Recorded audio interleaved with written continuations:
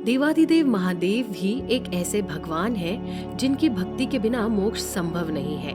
वही अत्यंत भोले होने व तुरंत प्रसन्न होने जाने के कारण हर कोई उनकी भक्ति करते हुए उन्हें जल्द प्रसन्न भी कर सकता है। इसमें चाहे इंसान हो, राक्षस हो, भूत प्रेत हो अथवा देवता। शिव पुराण के अनुसार रात्रि के चारों प्रहर में शिव पूजा का विधान है। जब 2020 की शुरुआत हुई थी तो किसी ने भी सोचा नहीं होगा कि कोरोना नाम का काल उनके जिंदगी में आने वाला है। कोरोना के आने के बाद बहुत से लोगों की जिंदगी उजड़ सी गई। ये सत्य घटना बिहार के रहने वाले सुनील प्रजापति की है, जो दिल्ली में एक कपड़े की दुकान पर काम करते थे। सुनील दिल्ली में अपने परिवार के साथ रहता था। सुनील अपने बीवी और 2 साल की छोटी बच्ची के साथ रहता। अचानक से कोरोना आ जाने के बाद जब सरकार ने पूरे देश में लॉकडाउन लगा दिया, लॉकडाउन लग जाने के बाद सुनील को अपने नौकरी से भी हाथ धोना पड़ा और सुनील के पास इतने पैसे नहीं थे कि वो घर बैठकर अपने परिवार के खिला पिला सके। सुनील के 2 साल की बच्ची को पीने के लिए रोज दूध की जरूरत थी। ऐसी परेशानी में सुनील को लगा कि जब उसकी मदद सिर्फ भगवान शिव ही कर सकता है। भगवान शिव पे सुनील का अटल विश्वास था, इसलिए लॉकडाउन में भी वो रात्रि में जब उसकी बीवी और बच्चे सो जाते थे तो शिव पाठ करता। धीरे धीरे सुनील के पास की सारी जमा पूंजी खत्म होने लगी। वो जिस दुकान से अपनी बच्ची के लिए दूध उधार लाता था, उस दुकानदार ने भी अब उधार से दूध देना बंद कर दिया। सुनील और भी दुकानों पर उधार दूध लेने को गया, लेकिन उसको उधार दूध नहीं मिला। थक हार के सुनील वही पास के शिव मंदिर में अपना माथा पकड़कर बैठ गया। सुनील बस ये सोच रहा था कि वो अपने बच्ची के लिए दूध कहाँ से ले जाए। सुनील को परेशान देख वही एक महिला आई। उसको भी पता था कि लॉकडाउन में लोग परेशान हैं। उस महिला ने सुनील से उसकी परेशानी का कारण पूछा। सुनील ने उस महिला को सब कुछ बता दिया। सुनील की परेशानी सुन वो महिला, जो लोटे का दूध भगवान शिव को चढ़ाने के लिए लाई थी, उसने वो दूध सुनील को दे दिया और बोली कि ये दूध अपने बच्चे को पिला दे। सुनील उस महिला का उपकार देखकर उसको धन्यवाद बोलने लगा, लेकिन उस महिला ने बोला कि धन्यवाद शिव जी का करो, मैं तो बस माध्यम थी, उसी ने आपकी मदद की है। उधर सुनील जब दूध लेकर खुशी खुशी घर पहुंचा तो एक मुसीबत और उसका इंतजार कर रही थी।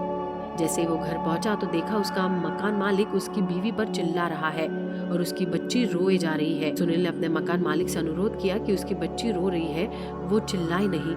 इस पर उसके मकान मालिक और जोर से बोलने लगी, जिस पर सुनील को गुस्सा आ गया। वो भी गुस्से में जोर से बोलने लगा।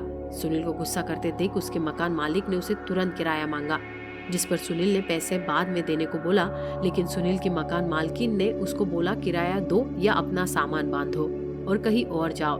मजबूरन सुनील को मकान छोड़ने का फैसला करना पड़ा।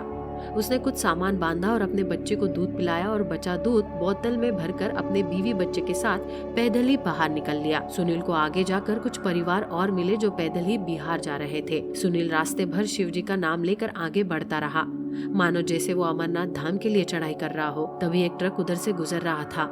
वो लोग उससे लिफ्ट मांगते हैं।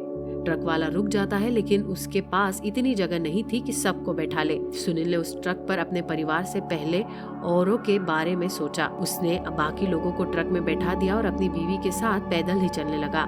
2 दिन तक वो शिव जी का नाम लेकर अपने बीवी बच्चे के साथ रास्ते में चलता रहा। उस 2 दिन में उसको कहीं न कहीं से कुछ खाने को और रहने का जगह मिल जाती थी। तीसरे दिन जब वो हाईवे पर था तो उसको ना खाने को कुछ मिल रहा था और ना ही कोई साधन जिस पर वो बैठकर कुछ दूर का सफर तय कर ले। उधर बच्ची भूख से रोने लगी। सुनील की बीवी का भी भूख के कारण हाल बेहाल था, उससे भी चला नहीं जा रहा था। अपने बीवी बच्चे की हालत देख सुनील रास्ते में ही बैठकर रोने लगा और महादेव को याद करने लगा। फिर क्या, सच्चे दिल से पुकारने वालों की महादेव सुन ही लेते हैं। उसी हाईवे में एक पुलिस वाला अपने 4 पहिए वाहन से जा रहा था। उसने सुनील को और उसके परिवार को रोता देखा तो उनके पास गाड़ी रोककर उनसे पूछा कहाँ जाना है। उसने बताया कि बिहार जाना है। फिर पुलिस वाले ने सुनील और उसकी बीवी को गाड़ी में बैठने को बोला और बताया कि वो भी बिहार का है और बिहार ही जा रहा है। वो भी दिल्ली में अपने बच्चे को लेने आया था, जो सरकारी नौकरी की तैयारी कर रहा था। पुलिस वाले की बात सुनकर दोनों पति पत्नी गाड़ी में बैठ जाते हैं। गाड़ी में बैठने के बाद सुनील ने उस पुलिस वाले का धन्यवाद किया। पुलिस वाला सुनील की बात सुनकर मुस्कुराया और बोला कि धन्यवाद तो शिव जी का करो, मैं तो बस माध्यम था, उसी ने आपकी मदद की है। उसकी बात को सुनकर सुनील को थोड़ा अजीब लगा, लेकिन उसने कुछ बोला नहीं और मुस्कुराने लगा। उसके बाद पुलिस वाले ने सुनील से पूछा कि आप सड़क पर बैठकर ऊपर देखकर किससे बात कर रहे थे। सुनील ने बताया कि वो भगवान शिव से मदद मांग रहा था और देखा उन्होंने मदद के रूप में आपको भेज दिया। अगले दिन सुबह सुबह पुलिस वाले ने सुनील को उसके गांव के पास तक छोड़ दिया और गाड़ी लेकर वो आगे बढ़ा कि तभी सुनील का ध्यान जाता है कि उस पुलिस वाले के हाथ में पहना हुआ चांदी का कड़ा नीचे गिर गया है। उसने तुरंत वो कड़ा उठाकर पुलिस वाले को देने के लिए पीछे मुड़ा तो देखा कोई गाड़ी दिख नहीं रही है।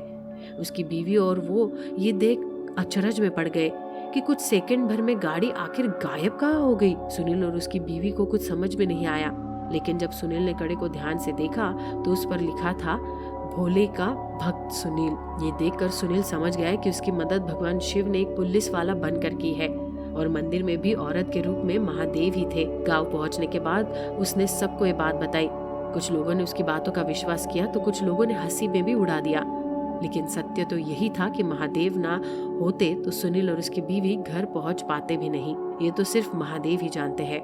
दोस्तों, अगर आपको हमारा ये वीडियो पसंद आया हो तो इसको लाइक करें और कमेंट में हर हर महादेव लिखना ना भूलें।